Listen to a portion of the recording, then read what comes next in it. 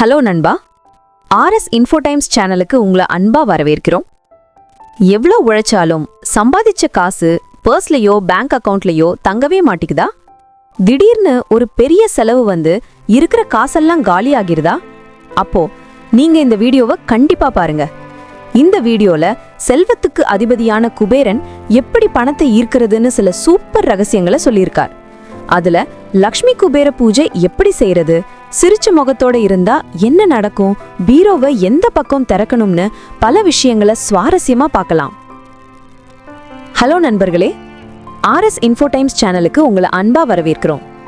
ஒருத்தன் பணம் சம்பாதிக்கிறது ஒரு பெரிய திறமைனா அந்த பணத்தை சேமிச்சு பத்திரமா பாத்துக்கிறது அதை விட பெரிய மேட்டர். ஏன்னா சிலர் எவ்வளவு உழைச்சாலும் சம்பாதிச்ச காசு ஒரு நாள் கூட பர்ஸ்ல தங்கவே மாட்டேங்குது. இன்னும் சிலருக்கு அடுத்த நிமிஷமே செலவாகிடுது. இப்படிப்பட்ட பண பிரச்சனையிலிருந்து வெளியே வர நம்ம செல்வத்துக்கு அதிபதியான குபேரன் சொன்ன சில ரகசியங்களை இந்த வீடியோல பார்க்கலாம். 1. உங்க வீட்ல செல்வம் அதிகரிக்கணும்னா கண்டிப்பா லக்ஷ்மி குபேர பூஜை பண்ணணும். இந்த பூஜை மூலமா குபேரனோட அருள் மட்டும் இல்லாம மகாலட்சுமியோட ஆசியும் உங்களுக்கு கிடைக்கும். இந்த பூஜைய தீபாவளி திருநாள்ல பண்றது ரொம்ப ரொம்ப ஸ்பெஷல். அது மட்டும் இல்லாம சித்திரை, வைகாசி, ஆவணி, கார்த்திகை மாசங்கள்ல பூரட்டாதி நட்சத்திரம் வர நாள்லயும் இந்த பூஜையை பண்ணலாம். ஆண்கள் பெண்கள்னு யார் வேணா இந்த பூஜையை பண்ணலாம். பூஜை பண்றதுக்கு முன்னாடி ஒரு பெரிய வாழை இலைய வச்சு அதுல நவதானியங்களை பரப்பி வச்சுக்கோங்க. நடுவுல மஞ்சள் கலந்த தண்ணிய ஒரு செம்புல வச்சு மா இலைய சொருகி அதுக்கு மேல ஒரு தேங்காய் வச்சுக்கோங்க. இந்த கலசத்துக்கு மஞ்சள் குங்குமம் வச்சு பூக்களால அலங்கரிச்சுக்கோங்க. அதுக்கப்புறம் மஞ்சள்ல பிள்ளையார பிடிச்சு பூஜைய ஆரம்பிச்சிடலாம். உங்களுக்கு தெரிஞ்ச விநாயகர் பாட்டு ஸ்தோத்திரம் பாடி பூஜைய ஆரம்பிச்சுட்டு அப்புறம் மகாலட்சுமிய வணங்கி பூஜை பண்ணுங்க. அதுக்கப்புறம் குபேராய நமக அல்லது தனதிபையே நமகன்னு 108 தடவை சொல்லி மகாலட்சுமிக்கும் குபேரனுக்கும் ரொம்ப பிடிச்ச தாமரை இதழால அர்ச்சனை பண்ணுங்க. பூஜை முடிஞ்சதும் இனிப்புகள் பால் பாயாசம்னு நைவேத்தியம் பண்ணி பூஜையில காசுகள் அதாவது நாணயங்கள் வச்சுட்டு பூஜை முடிஞ்சதும் அந்த காசுகளை எடுத்து உங்க உண்டியல், பர்ஸ் அல்லது பீரோல வச்சுக்கோங்க. இந்த பூஜையை தொடர்ந்து 9 வெள்ளிக்கிழமை அல்லது 9 பௌர்ணமிக்கு செஞ்சா கண்டிப்பா பணம் உங்ககிட்ட வந்து சேரும்.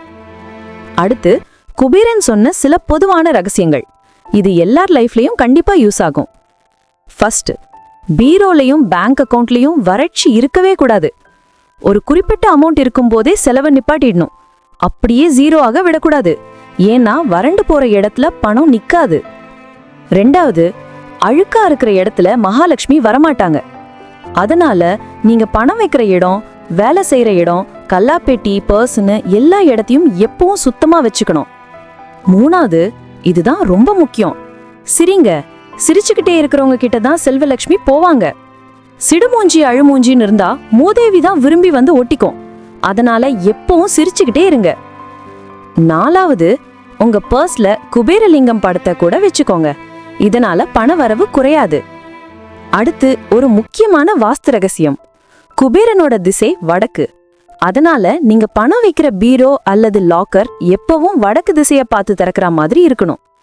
தென்கிழக்கு திசையில பணம் நகைகள் வைக்கவே கூடாது.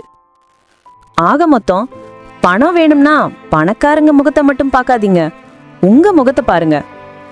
சிரிக்கிற முகம்னா லக்ஷ்மி, சிடுமூஞ்சி முகம்னா மூதேவி.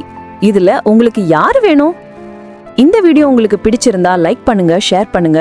இன்னும் பல சுவாரஸ்யமான தகவல்களுக்கு நம்ம சேனலை சப்ஸ்கிரைப் பண்ண மறக்காதீங்க. மறுபடியும் ஒரு நல்ல வீடியோல பார்க்கலாம். நன்றி, வணக்கம்.